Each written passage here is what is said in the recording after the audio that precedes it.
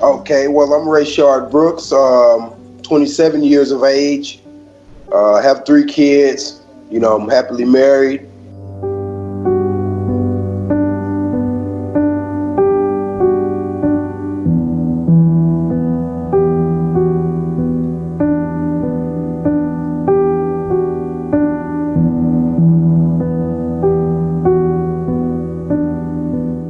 I want, things to be bettered, within probation and parole and also monitoring.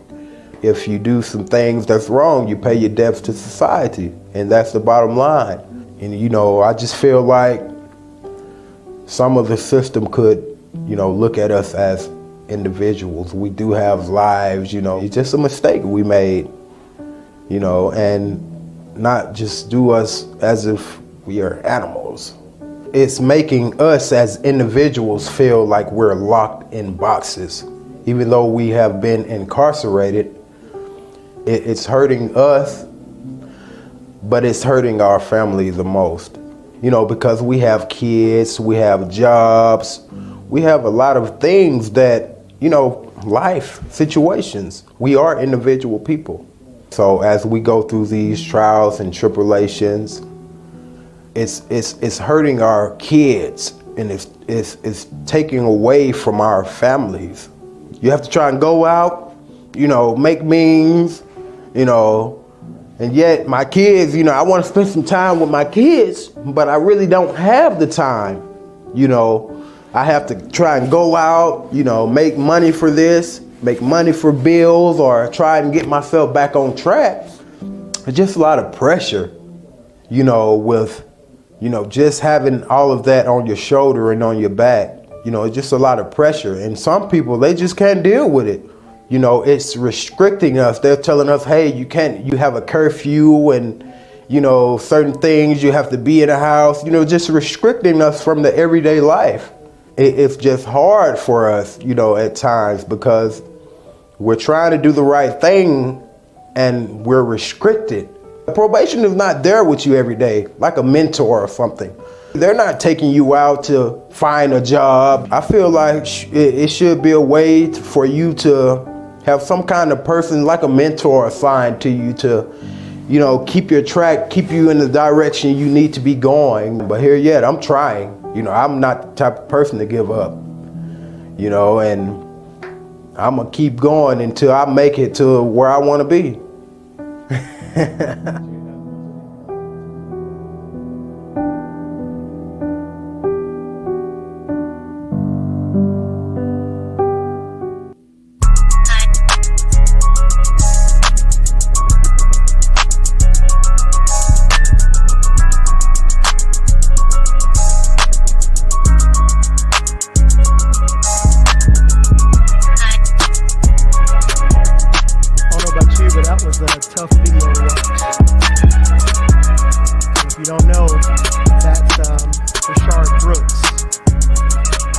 Brooks was killed on June the 12th.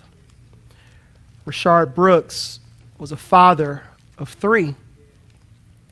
Rayshard Brooks, he said he was happily married. Rayshard Brooks was a felon. But he was a felon that was killed. He was unarmed. He was resisting arrest. And as he was running away from the police, they shot him in the back. And I know that many people will just say, well, hey, if he was resisting arrest, then he just got what he deserved. Some people will look and they'll say, hey, he should have just complied and did what the officer wanted him to do. But you got to understand his perspective. Isn't it interesting? He recorded this 4 months before his death. If y'all can hit the lights, just so we have lights here. Isn't it interesting that he said, I'm a felon? What was his record? Well, let me tell you. He got convicted of cruelty to children. What does that mean? He gave them a spanking. It's illegal to give your kids spankings, depending on what city you're in. He also got convicted of false imprisonment. So apparently it was a domestic violence situation, and he said, you ain't leaving. But nevertheless, he didn't make any excuses. He said, hey, you do the crime, you do the time. He went to jail and was labeled a felon. Now, since he was labeled a felon, when he got out, what does that mean? That means you can't get a good job. What does that mean? He said, man, I'm trying. He said, but, I'm working night and day, trying to take care of a family. The parole officer, he's not really there for me like I need him. He said, man, I really need a mentor. I need somebody to help me get out of this situation. And then that day, on June the 12th, an officer meets him because he's asleep in a car. He smells alcohol, and yes, he's probably drunk. He's not driving. He's asleep in a car. The officer decides and says, I'm going to have to arrest you. What's going on in Rashard Brooks' mind at this time? He's thinking, I'm on probation. And he's saying, please, man, just let me go home. Please let me go home. He knows that when he faces this judge is going to say, you on probation, now I'm going to throw the book at you. So he's probably going to have to finish out 7 years of his sentence. And you know what he says? I'm not going back to jail. So he fights the police officer. The policeman fires his taser, misses. Rashard takes the taser. The taser's already been fired, so he's not gonna hit the police officer again. You only get one shot from the taser. But the police officer shoots and kills Rashard Brooks. A question I want you to think about today is, did Rashard deserve better? Did Rashard deserve better? See, a lot of times we've been talking about being a church advocate, being a church activist. And a lot of times we think about, okay, I'm going to advocate for the poor because they have needs. Or we think about, I'm going to advocate for children because they're defenseless. But the last group we think about is advocating for the prisoner. The last person we think about is advocating for the criminal. Yet I'm going to tell you, throughout the Bible, God advocated for the prisoner. God advocated for the criminal. He wasn't the sort of God to just say, throw the book at him and lock away the key. He wasn't the sort of God to say, well, hey, you did the crime, you pay the time. Over and over again, God offered grace and mercy to plenty of folks that didn't deserve it. And that's the same heart we should have for people, even if they're criminals. The same heart we should have for people, even if they're in prison. I don't know about you, but I got family that are in jail and in prison. And I tell you, there are times where I'm writing them letters and I'm connecting with them on JA, but there are times where I drop the ball and my heart grieves. Because Jesus is the one that said in Matthew 25:26, when I was hungry, you fed me. When I was in prison, you visited me. And he said, when you do this to the least of these, you've done it unto me. See, when you remember the prisoner, when you remember the criminal, Jesus said, you think you're being a blessing to them, but he said, no, you're really being a blessing to me. How can we get so high and mighty and say, yeah, he should have just complied? How can we get so high and mighty and say, yeah, he should have just listened? When Jesus said, visit him. When Jesus said, remember him. When Jesus said, love him. Did Rashard Brooks deserve better? Obviously, over the past few weeks, we've been hearing about Jacob Blake. Jacob Blake is another one. Let me just say, for Jacob Blake, he had no criminal record. In his background, if you look up Jacob Blake, he has no convictions. He had a case pending, which was a domestic violence case, sexual assault. But we don't know how that would have turned out. Lord knows, if you know the definition of sexual assault, if you touch a woman like this, it could be sexual assault. But we don't know how that would have turned out. But regardless, he had a scuffle with police. He walked away, and Jacob was shot 7 times in the back. So many people were just like, see there, you just should have complied. You just should have did what you were told to do, I guess. But did he deserve better than getting shot 7 times in the back? I'm going to tell you, throughout the Bible and throughout the Word of God, you're going to see where Jesus shows compassion on the prisoner and even for the criminal. Jesus shows compassion. And that's my challenge. I know some of y'all are saying, well, Pastor, I've been a victim of a crime. And Lord knows I've been a victim of crime. Gayla will tell you, I have had my car broken into more than I can count. People have stolen clothes, they've stolen computers, they've stolen projectors, they've stolen change, they've stolen money, checks out of my car. And I know in my flesh, I'm just like, God, get them. But yet Jesus is the one that says, hey, if somebody takes your cloak, offer them your shirt also.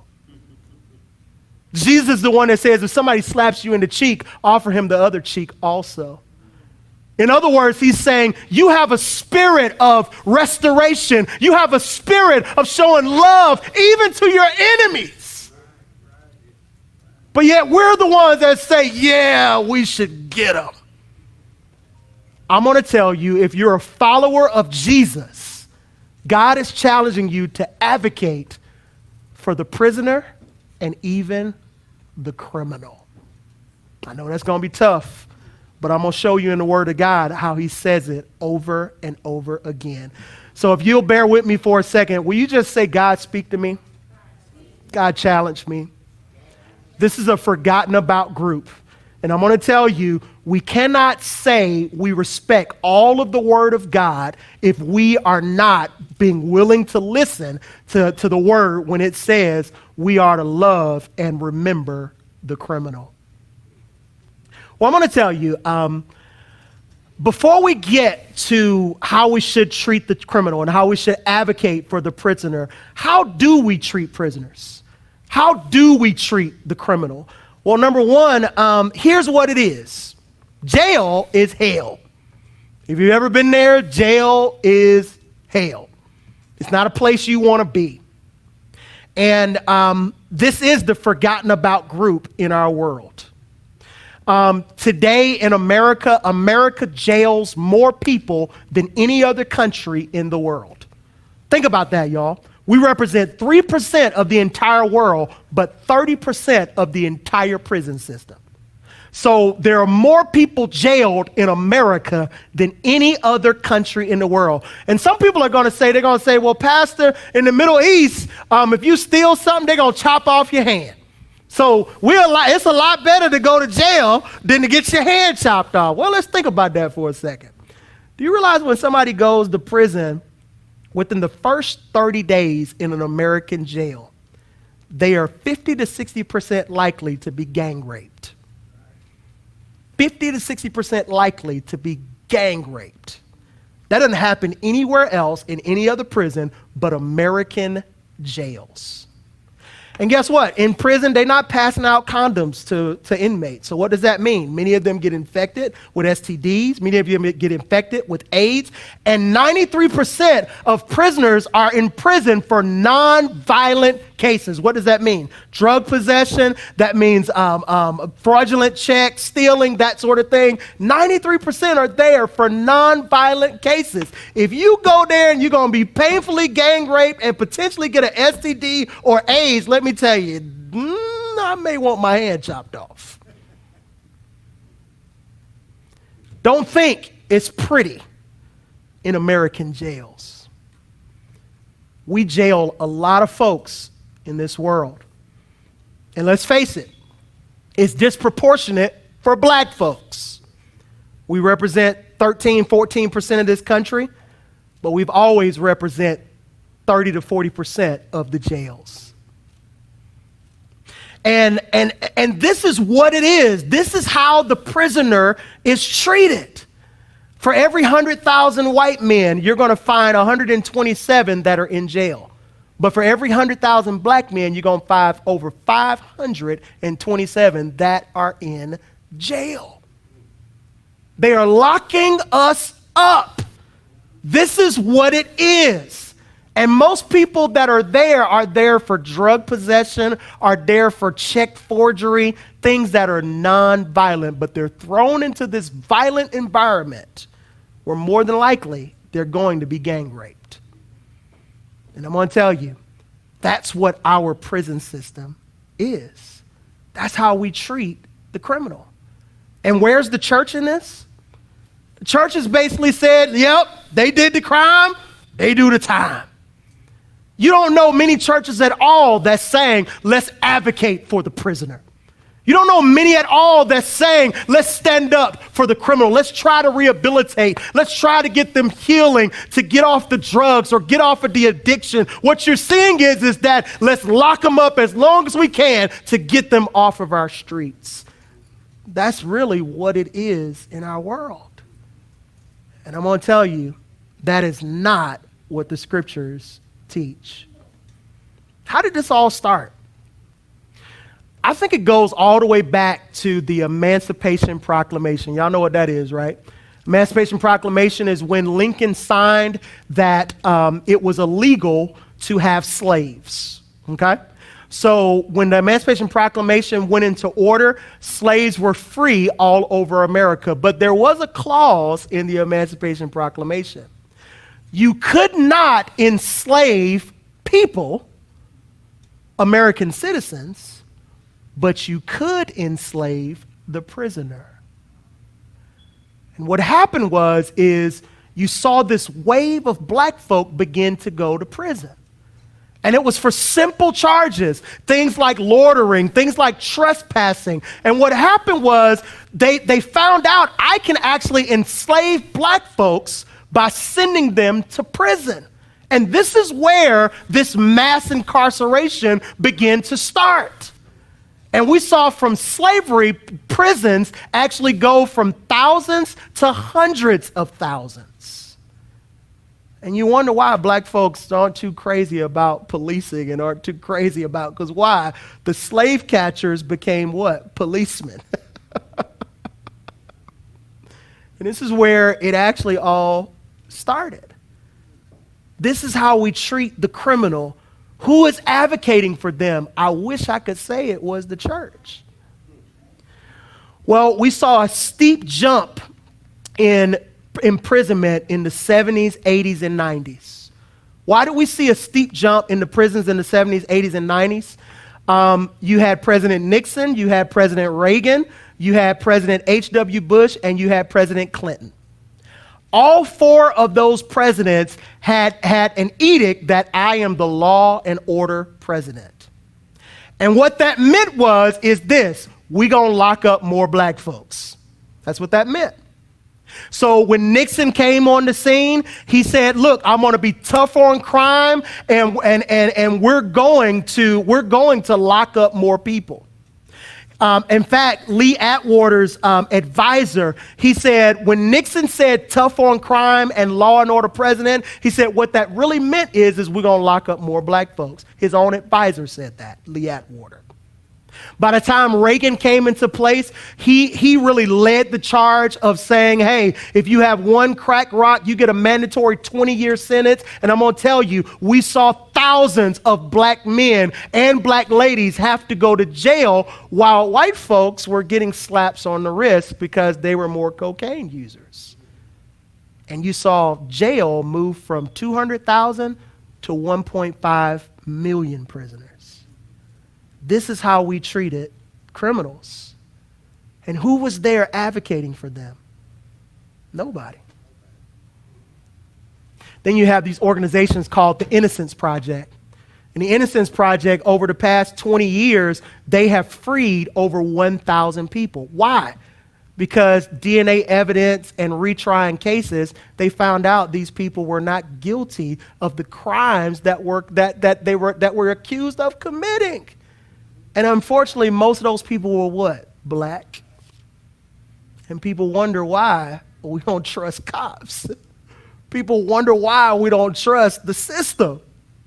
Because this is how we treat the criminal. This is how we treat the prisoner. And I'm going to tell you, where was the church during all of this? During all of this, church was silent. We were not saying you can't mass incarcerate. And I'm going to tell you, notice I said Clinton, whether if it was a Democrat or Republican, these presidents that said, I am the law and order president, what that meant is I'm going to lock up a lot more black people. Even Clinton, a lot of his policies locked up more black folks. He came up with the 3 strikes you're out, the mandatory sentences with no parole, and all of a sudden you saw millions of us go to prison. Is this how we're supposed to treat the criminal? Are we supposed to be advocating for the criminal? Let me tell you something. We already said in Matthew 25:36, Jesus said, when I was hungry, you fed me. When I was in prison, you visited me. Let me tell you something. The scriptures talk about advocating for the prisoner. Hebrews 10:34, it says, for you showed sympathy to the prisoners. You showed sympathy to the prisoners. Over and over again, God talks about sympathy, even if they've committed a crime.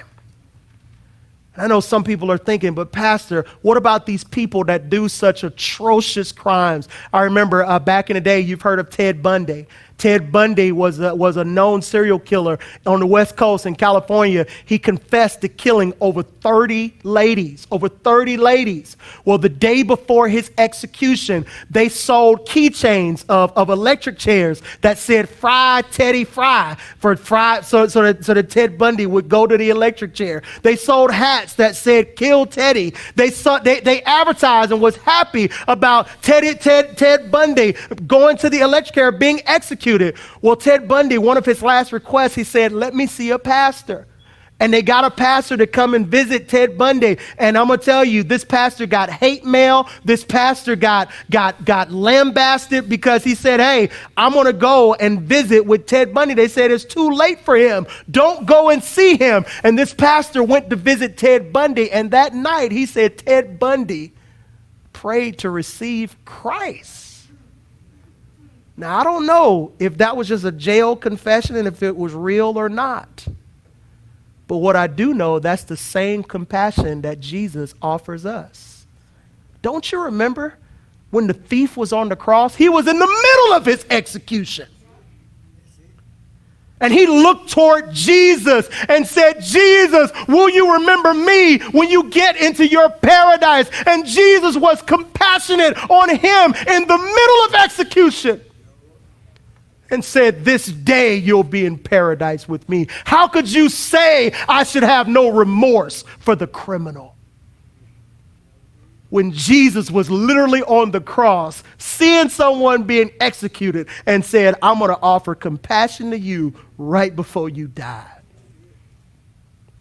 And you tell me that as a Christian, we shouldn't have compassion on criminals? We shouldn't have compassion on the prisoner? We should. We should have compassion, y'all. We should have compassion. But this is how we treat the criminal. Who advocates for them? I wish it was the church. I wish it was the church who advocated for the criminal. Well, that's what it is. But let's talk about what it should be. Go with me to Hebrews, the 13th chapter.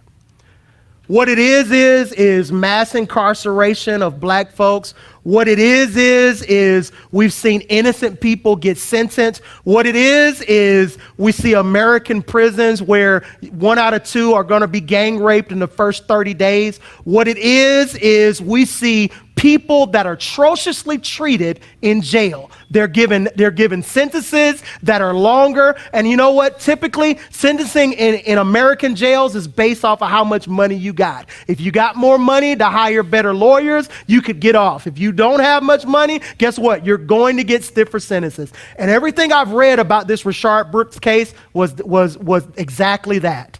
For him, it was a domestic violence situation. He didn't have the money to buy a fancy lawyer. So typically people who have come in and gotten off, he got a plea deal that labeled him a felon. And you know what? He wound up being in that situation. That's what it is in our society. And what I'm saying is as a church, we should be the ones showing compassion for others. Here's what it is. Here's what it should be. Hebrews 13, 1 through 3. Listen to this. It says, let love of the brethren continue. Do not neglect to show hospitality to strangers, for by this some have entertained angels without knowing it. Remember the what? Remember the what? Prisoners, as though you're in prison with them. And those who are ill-treated, since you yourselves also are in the body. I bet you ain't read that before. Hebrews 13 is one of those passages. He says, look, here's what life of walking with God is. Here's what life as a follower of Jesus is. It should be you are loving your brethren. And some people will say, well, see, Pastor, he's just talking about loving people that look like you, loving people that worship like you. But no, look at what he says in verse 2. But also don't neglect to show hospitality to who? Strangers. So he's not just talking about believers.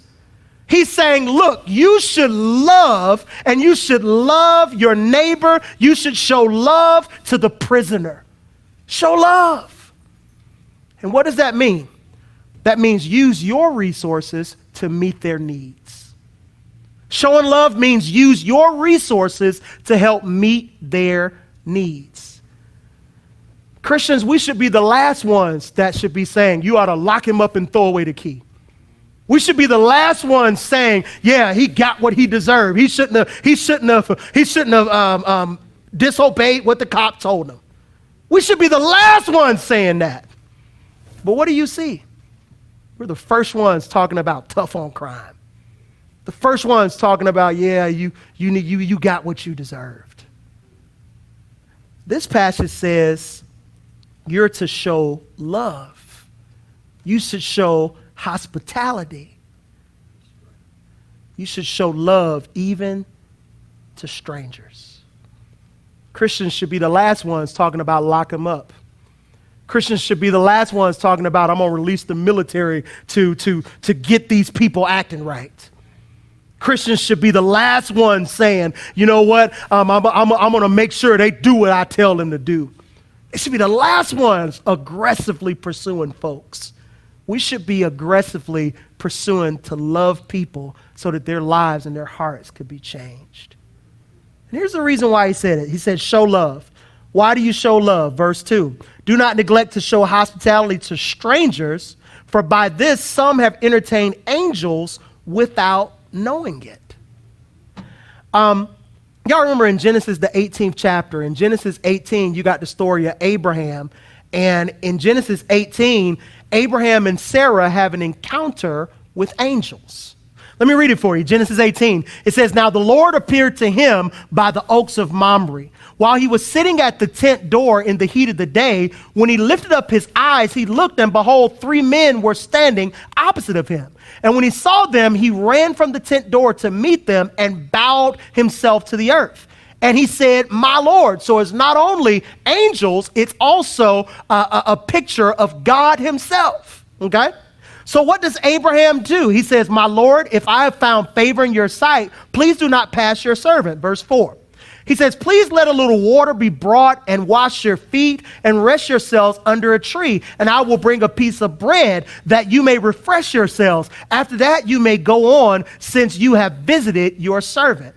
And they said, so do as you have said. So Abraham hurried into the tent to Sarah and said, quickly, prepare a measure of flour and knead and bread cakes. And Abraham also ran to the herd. He took a tender choice calf and he gave it to the servant and he hurried and prepared it.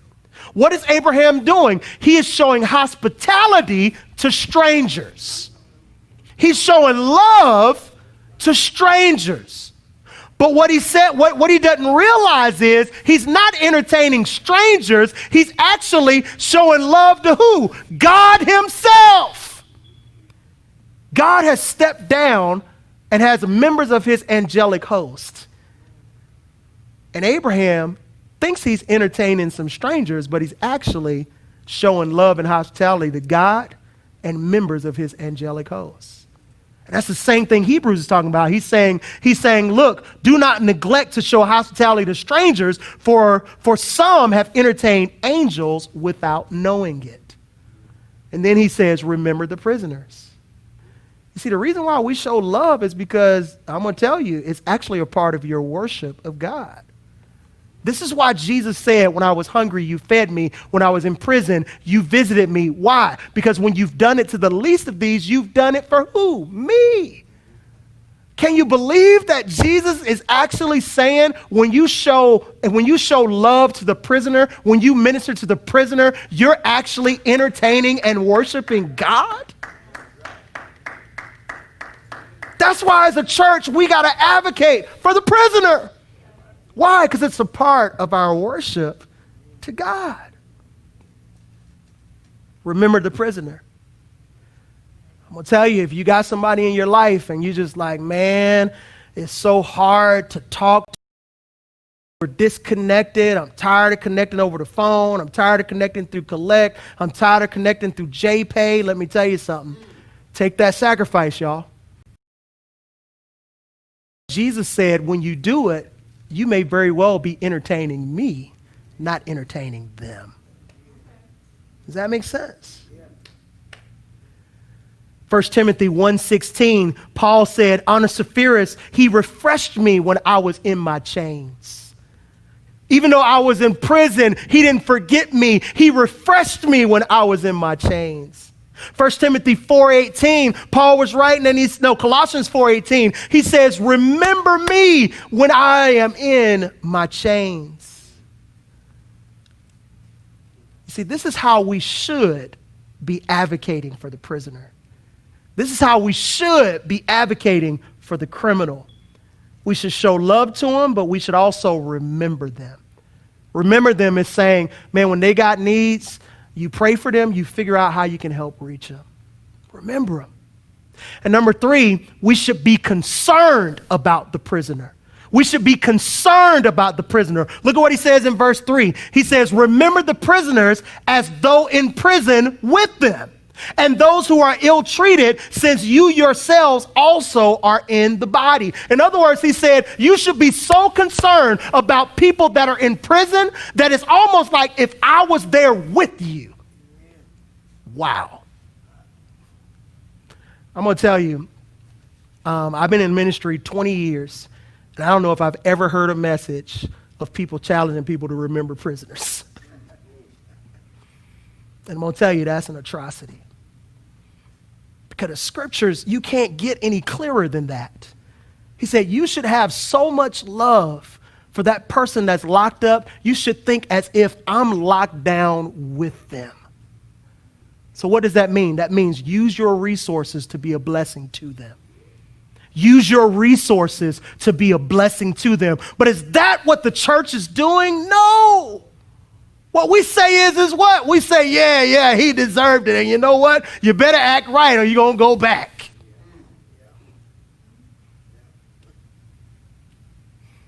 I want to tell you, this message should challenge us to look in the mirror and advocate for those forgotten about people.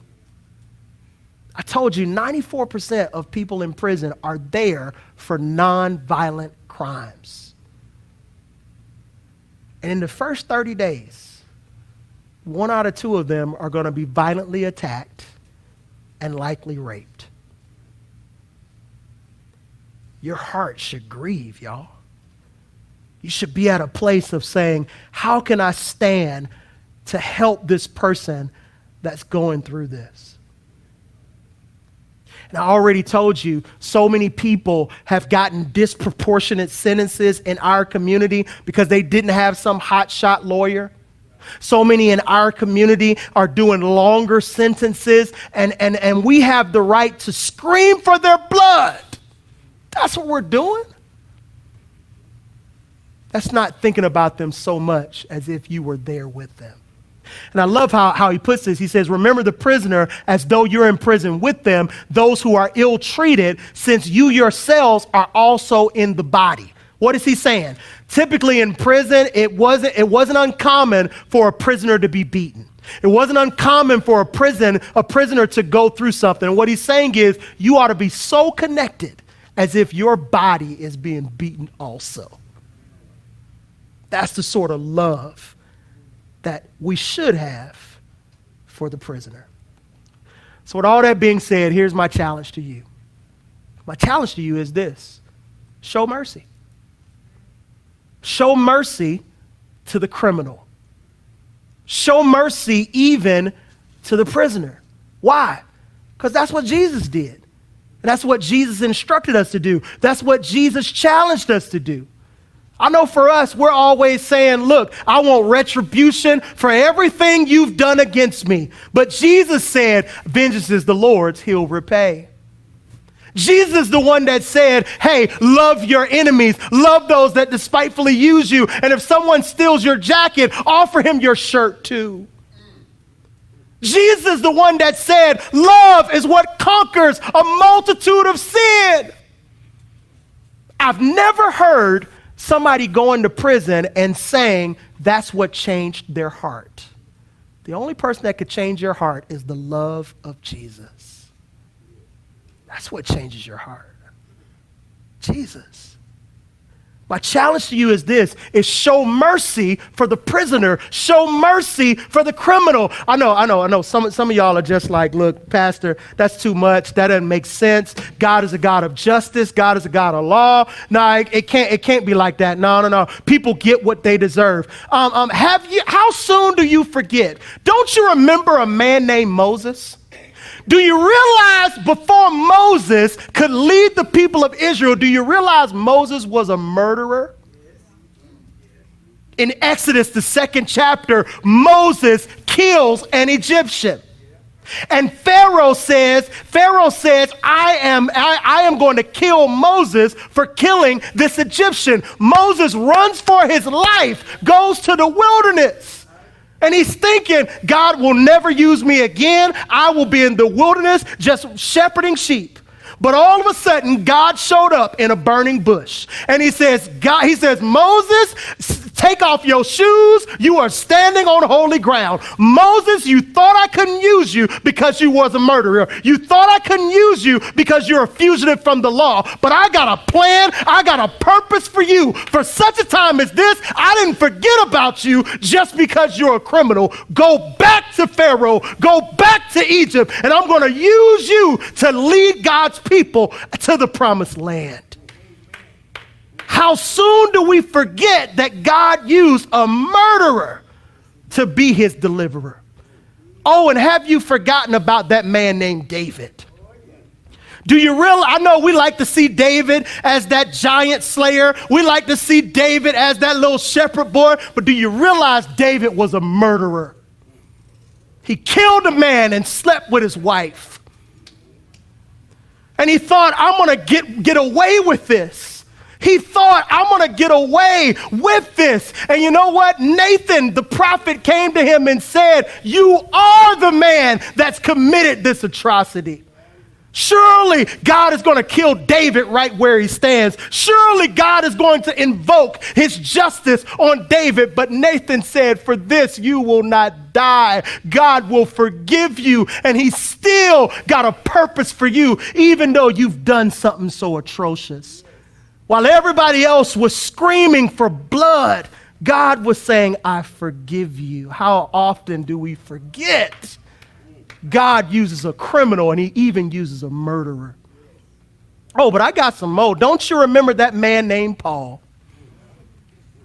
I know Paul, the greatest apostle probably in the New Testament. He wrote most of the New Testament books. And guess what? Before he could get to that, Paul was a murderer, a violent aggressor, literally crucifying and killing Christians. But one day God said, I'm not done with you yet. I know you're a fugitive. I know you're a mess. I know you're a criminal, but I can take your mess, change your heart, and I still got a plan and a purpose for you. And Paul comes back as one of the greatest apostles, giving us instruction on God's church. Why? While everybody else was screaming for blood, God was saying, I forgive you and I can still use you.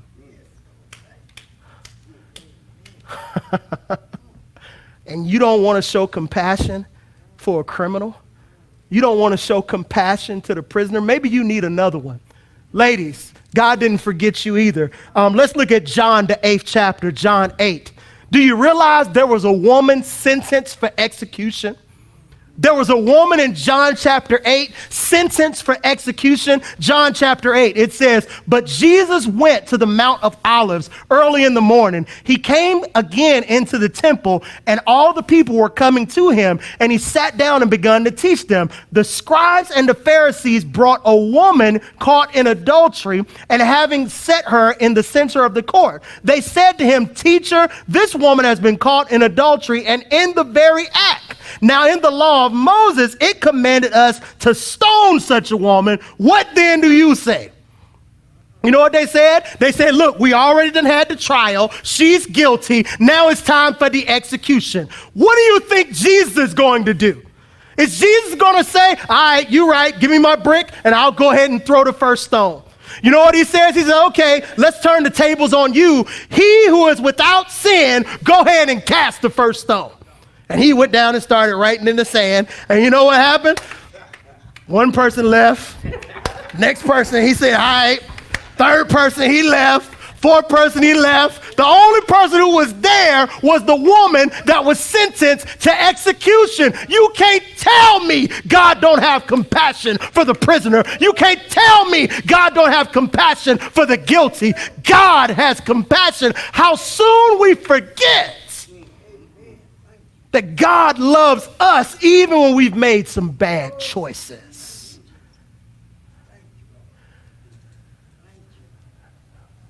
But yet, what do we hear from the church? He should have just complied. He deserved to get shot if he doesn't obey the police. But yet Jesus was just like, put y'all rocks down. Let's show compassion for this woman sentenced to execution. You see, if you're a follower of Jesus, you think about the least in society. And you know who the least in society is? In this message, it's the prisoner, the criminal, the ones we never think about. Y'all, I got plenty that I could talk about, but I'm going to close this thing out like this. Did Rayshard Brooks deserve better? Did Jacob Blake deserve better? Rayshard Brooks was killed, and you know he was frustrated with the system.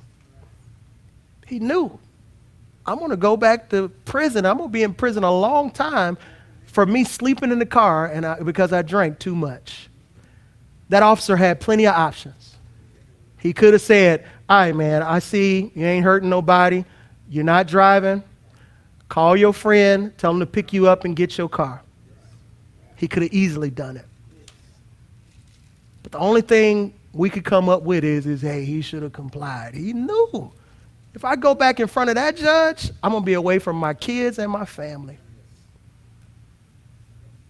Did Rayshard Brooks deserve better? come here. I'm going to tell y'all. Y'all ready for this? No. He didn't deserve better. He didn't. But thank God, God doesn't give us what we deserve.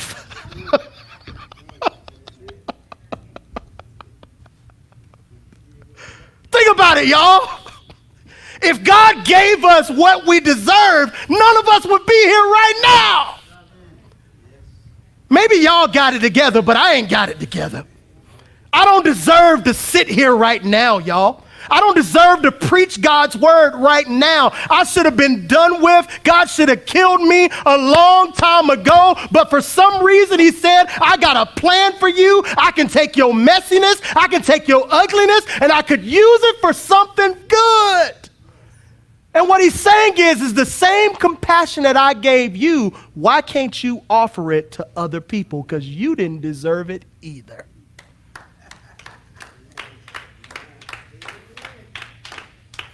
No, nobody deserves to be treated fair. All of us deserve to die before a holy and righteous God. But thank God he doesn't give us what we deserve. So I'm going to tell you, Rashard Brooks, yes, he should have got better because God is gracious and merciful. And he's asked us to show the same mercy to people that may not even deserve it. God has challenged us to show mercy to people that may not even deserve it. God is challenging us to be merciful even to the prisoner. I'm going to tell you, there are a lot of things we could do besides locking people up and throwing away the key. Probation is something that works. But it's something we've never really invested into. Most probation officers got 100 people that are assigned to them. So for them, they don't have any time to counsel. They don't have any time to minister to people, to say, hey, what you're doing, where you're going, how's that job search coming? Let me refer you to some people. It's usually a system of pee in a cup, check off a list, and go.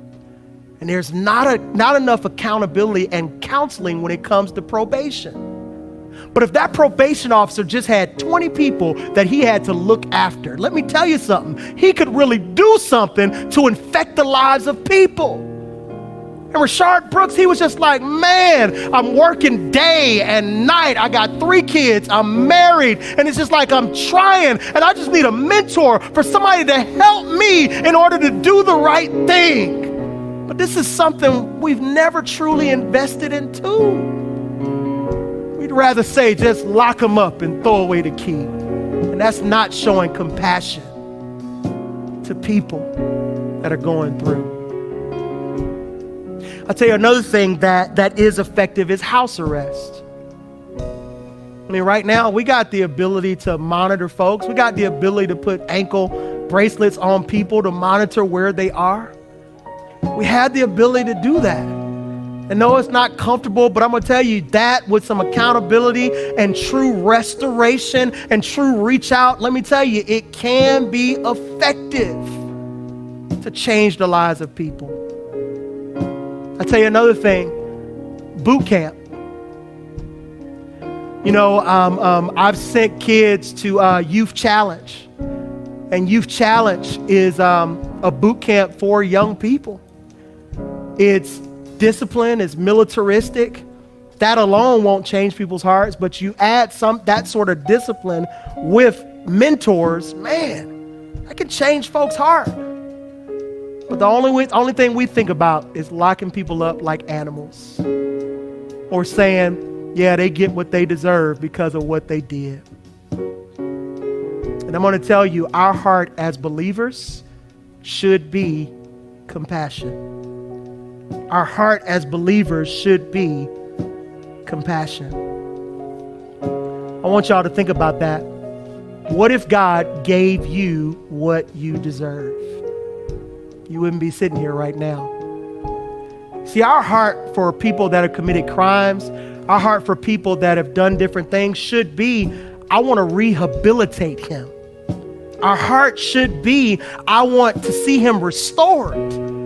My heart should be is, I want to see him reconciled with the victim he caused pain to. That's what Jesus said. He said, look, I want you to make peace even with your enemies. But we're the ones screaming for blood, saying this person needs to pay for what he's done. What if God turned that same logic on you? We'd be in trouble. I feel like we could really make a difference in our world if we really sought to try to restore people, to try to redeem people. Love covers a multitude of sin, y'all. And if you can say, how can I show the love of Jesus to this criminal, to this prisoner? Watch God work. If you're watching me right now and you're saying, hey, Pastor, I need to experience the love of God for myself. You need to accept Jesus. He's the one that can restore. He's the one that can redeem. He's the one that loves you even though you don't deserve it. And at this moment, you simply need to surrender your life to him and say, Jesus, I accept you. My life is yours. Watch God work in your life. But you may already be a follower of Jesus and you're thinking about relatives that are in jail or in prison. And you know what? They need you to love them. They need you to not forget about them. They need you to remember them. You may need to reach out, put some money on their books. You may need to reach out and say, I ain't forgot about you. I love you. And I'm going to be here for you. Because I'm going to tell you, that's what could change a man's heart. Not you telling them, yeah, you shouldn't have done it. Now you got to pay. No. That didn't change you. You know what changed you? Love. Love. Love changed you. I know there ain't a lot of preaching about people saying stand up for prisoners and stand up for people that are criminals. But y'all know I preach the word. Verse by verse, I ain't gonna skip over it. And God is challenging us to not be like the other quote unquote Christians that are simply saying, hey, he just should have complied. He got shot in the back because he didn't do what the cops told him to do. Our hearts should grieve when people die. Our hearts should grieve when people are sentenced. It shouldn't be a time of celebration, y'all.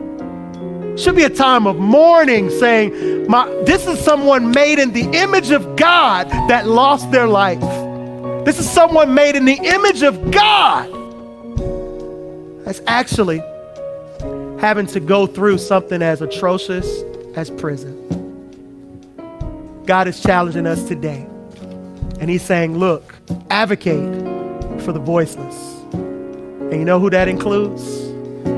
That includes the prisoner and the criminal. Let's pray.